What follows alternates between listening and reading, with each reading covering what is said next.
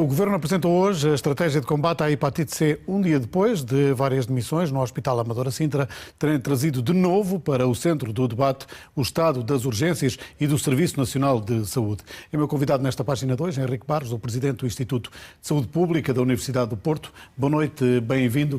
Será que vamos conseguir com esta estratégia erradicar mesmo a hepatite C em Portugal? Se a estratégia for aplicada, se as pessoas que vivem com a infecção forem objetivamente e efetivamente tratadas, nós podemos controlar a infecção no país. A erradicação, que é uma possibilidade pelas características do agente que é responsável pela hepatite C, implicaria um esforço muito mais largo geograficamente, internacionalmente. Mas a doença é controlável em Portugal.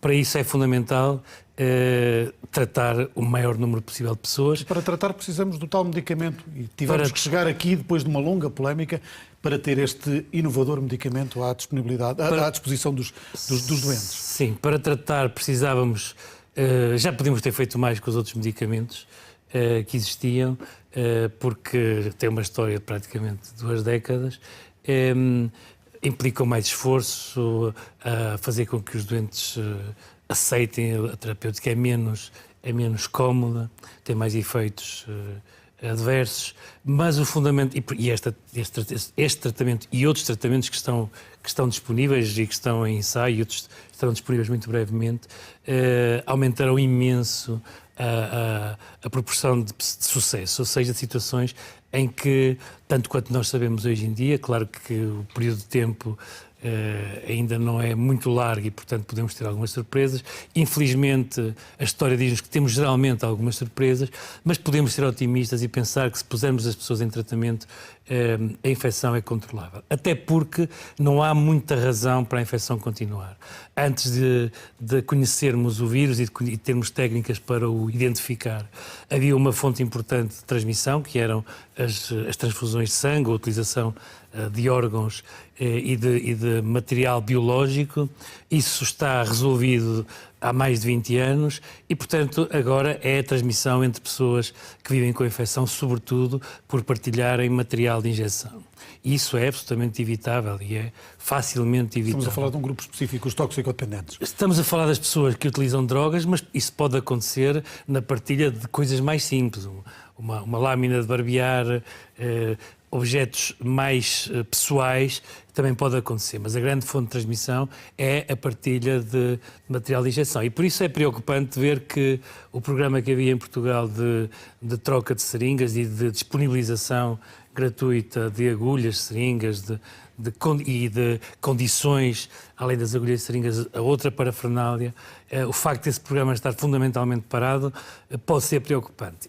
E se me permite, nós estamos talvez, eu espero que não, mas estamos talvez a abusar da sorte, se assim se pode dizer, ou se quisermos, abusar de alguma elasticidade que todas estas coisas têm e podemos vir a pagar num futuro relativamente próximo as consequências destas situações e pagamos-las muito caras, com muito dinheiro, e o dinheiro que vai para aqui não pode ir para Estamos a falar do programa das seringas. Que foi não, suspenso.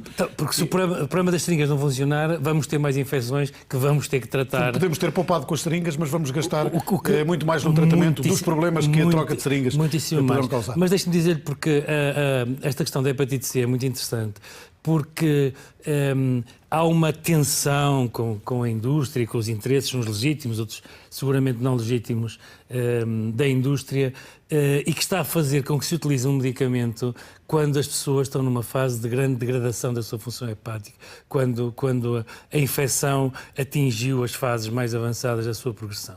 Quando, na realidade, o que é habitual e aquilo que nós sabemos e o que faz sentido é tratar uma infecção tão cedo quanto possível.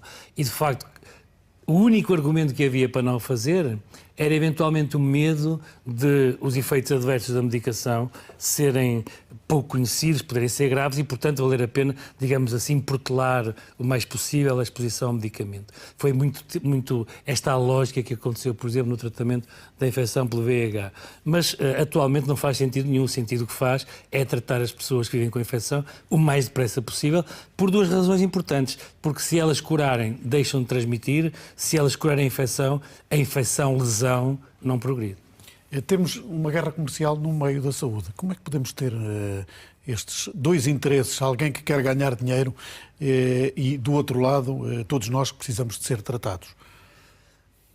Tem que haver aquilo que se chama, muitas vezes, não sei se é exatamente o termo ideal, tem que haver alguma forma de regulação. Ou, se preferir, estamos a falar de saúde pública, tem que haver saúde pública. Ou seja, tem que haver um esforço organizado da sociedade para garantir que há promoção da saúde, que há prevenção da doença e que há tratamento que eu preciso. Mas não é isso que está a acontecer nesta aldeia global. Nós estamos a deixar a indústria farmacêutica fazer aquilo que muito bem entende. Estamos verdadeiramente, isso está verdadeiramente a acontecer, porque muito mais do que interesses a saúde é um direito humano. E nós tendemos a esquecer. Mas também agora é um grande negócio. A saúde não é uma mercadoria transacionável, mas está muito transformada nisso. E é a nossa responsabilidade enquanto cidadãos, e será seguramente a responsabilidade daqueles que nos representam nas decisões do poder, de mostrar que o lado das pessoas, o lado da saúde enquanto direito humano, e que o é reconhecidamente há algumas décadas, até por acordos internacionais, que deve prevalecer sobre o lucro, ou pelo menos que haja menos lucro. É muito interessante, se nós olharmos no caso das infecções, que tem uma história muito particular, foi muito marcada pelo aparecimento da infecção VIH, pelo grande impacto que ela teve em termos de mortalidade, por haver um conjunto de pessoas que perceberam que podiam morrer se não houvesse um tratamento. E, de alguma forma, as pessoas e a própria solidariedade entre as pessoas fez um pouco a ideia de que estaríamos disponíveis a pagar o que é que fosse para salvar vidas. E pagamos. E pagamos caríssimo, e desde o início que é injusto que isso tenha acontecido, porque se nós olharmos para o primeiro medicamento para a infecção pelo VIH, que hoje praticamente não se usa naturalmente, porque encontramos coisas melhores, embora ainda seja útil, mas esse medicamento, que na realidade não foi desenvolvido para a infecção VIH, estava numa espécie de conjunto de prateleiras onde se foram procurar medicamentos que atuassem, apareceu ele próprio a um preço brutalmente elevado e fez, digamos assim, o início do valor. Isto é, a partir dali tudo que era inovador custava mais do que aquele. Não, tudo que era melhor tinha naturalmente que custar mais, porque se aquele custava aquilo para salvar algumas vidas, que salvasse mais vidas devia custar mais e por aí fora. E ao mesmo tempo as ações dessas empresas sobem nos mercados e as empresas têm lucros extraordinários. Brutalmente, e o caso invoca-se uma realidade que é verdadeiramente mistificadora, que é o preço da investigação. As ações da empresa que esteve por trás, da pequena empresa que esteve por trás do Sofosbuvir, por exemplo, eram baratíssimas e subiram brutalmente com a compra de uma forma claramente artificial. E a maior parte da investigação não é feita pela indústria. Digamos assim, essa é uma melodia que é muito antiga, é do tempo dos medicamentos iniciais, que alguns ainda existem, se quiser a aspirina, por exemplo, que é extraordinariamente eficaz para muitíssimas coisas. Estamos a descobrir mais interesse e utilidade para imensas soluções, mas a imensa maioria da investigação é feita com o dinheiro dos contribuintes nos diferentes países, pelas instituições académicas. Isso tende a ser esquecido, e é esse trabalho lento que ele próprio, na nossa sociedade atual, repare, o muito dinheiro que se fala hoje em dia, por exemplo, para o Horizonte 2020 e para o programa de apoio à investigação é muitíssimo dinheiro, mas se olharmos para trás é menos do que foi gasto no programa anterior. E, portanto, está a diminuir o esforço público com a investigação. Espera-se que os lucros brutais da indústria a levem a investir mais aí. Esperemos que sim, não é o que nós temos verificado. A maior parte do dinheiro é gasto em situações de promoção e, provavelmente, nestas guerras até de natureza judicial que têm ocorrido em muitos sítios. Ter uma doença como esta muito mediatizada também é uma forma de pressão sobre os governos. Foi agora sobre o governo português, já tinha sido sobre o espanhol, sobre o francês, para que se tomem decisões num curto espaço de tempo e, no fundo, que se acabe por pagar o que for necessário.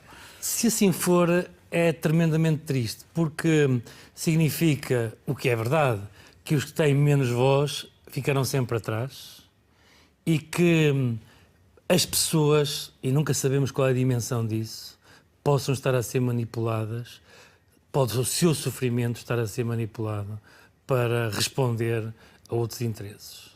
Porque se verdadeiramente houvesse aquilo que nós esperamos na saúde e em quem trabalha na saúde, que é uma grande capacidade de empatia com o sofrimento e uma tentativa de ajudar a que as pessoas resolvam os seus problemas, vivam melhor, o que nós esperaríamos não era que esse sofrimento fosse usado como uma arma brutal de lucro, mas que houvesse essa empatia, essa solidariedade, se quiser usar esta palavra que está um pouco gasta, e que os preços fossem acessíveis, fossem aceitáveis. E que os Estados os pudessem pagar. Há uma outra questão que marca a atualidade. As populações os pudessem pagar, porque pôr a questão nos Estados, sabe, também retira, cria um inimigo. O Estado somos todos nós. Ora, cria um falso inimigo ao pensar que somos nós que vamos pagar isso. Nós é que vamos pagar e, portanto, é um problema com nós próprios. Se o colocarmos, digamos assim, se o personalizarmos em alguém, é uma forma de esquecer... Não é o Ministro da Saúde, somos todos nós. Sr. Professor, para os minutos finais desta nossa conversa, como é que olha para o que está a acontecer nas urgências dos hospitais neste inverno, para as críticas que são feitas até pelos médicos, pelas demissões no Amadora Sintra e pela forma como tudo se está a tentar resolver? O que é que se passa em Portugal? Deixa-me voltar à ideia do esforço organizado. O esforço desorganizou-se um pouco. As pessoas trabalham muito, seguramente que esperariam mais estímulos, alguns incentivos materiais são esperáveis. O que ganha um médico e o que ganham os médicos, os enfermeiros, os outros profissionais de saúde comparado com os lucros da indústria, com os medicamentos, é uma comparação interessante para vermos a distância do que é pedido. Mas o que aconteceu foi que houve, objetivamente, um desinvestimento, sobretudo em responder, em antecipar o futuro. Repare, não houve antecipação destes problemas que podiam ser antecipados. Hoje em dia nós sabemos, somos capazes de antever com um grande rigor o que vai acontecer em termos de temperatura, o que vai acontecer em termos de mutações de vírus, etc. Portanto, nós podemos, se quisermos e se tivermos essa preocupação, podemos antecipar os problemas, mas obviamente que nessa antecipação também está a pensar que 3 anos depois as pessoas estão 3 anos mais velhas, portanto têm maior probabilidade de ter problemas, têm maior probabilidade de serem expostas a situações mais complicadas e, sobretudo, temos que pensar, porque estas coisas não mudam com facilidade. Os determinantes sociais da saúde são bem conhecidos, são mais importantes que os determinantes biológicos. Se nós mexemos no equilíbrio social, seguramente que estamos a criar as condições para que depois a saúde se degrade e, naturalmente, aquilo que nós vemos, que é a organização da resposta à doença, ficar mais complicada e ficar, naturalmente, menos eficiente. Professor, foi um prazer tê-lo aqui na página 2, a opinião de Henrique Barros, o Presidente do Instituto de Saúde Pública da Universidade do Porto.